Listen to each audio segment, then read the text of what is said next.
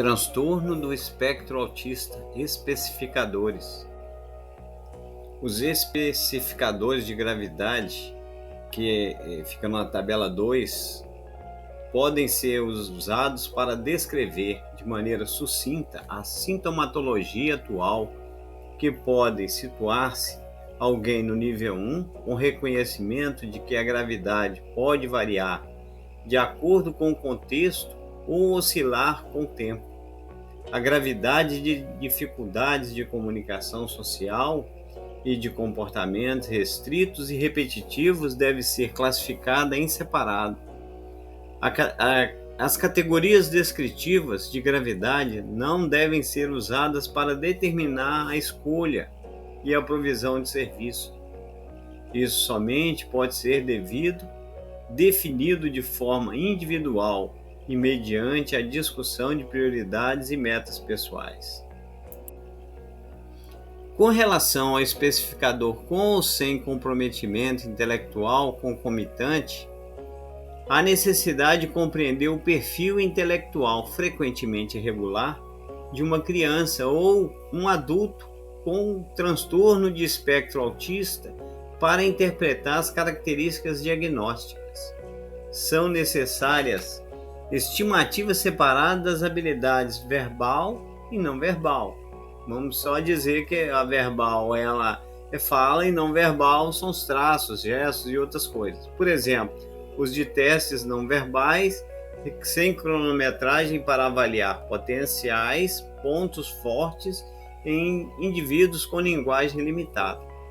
Para usar o especificador com ou sem comprometimento da linguagem concomitante, o nível atual de funcionamento verbal deve ser avaliado e descrito.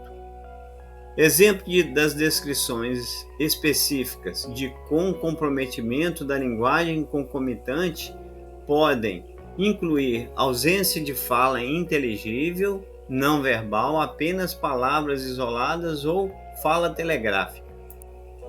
O nível linguístico em pessoas sem comprometimento da linguagem concomitante pode ser descrito adicionalmente por fala em frases completas ou apresenta fala fluente, uma vez que a linguagem receptiva pode se mostrar mais atrasada do que o desenvolvimento da linguagem expressiva. No transtorno do espectro autista, as habilidades de linguagem receptiva e expressiva devem ser consideradas em separado. Especificador associado a alguma condição médica ou genética conhecida ou a fator ambiental deve ser usado quando a pessoa tem alguma doença genética conhecida. Por exemplo, síndrome de Rett, síndrome do X frágil, síndrome de Down, condição médica, por exemplo, epilepsia, ou história de exposição ambiental, por exemplo, do ácido valproico, síndrome do álcool fetal, muito baixo peso ao nascer. Então, para cada um desses nós temos vídeos no canal. Ácido valproico, ele é um medicamento, tá?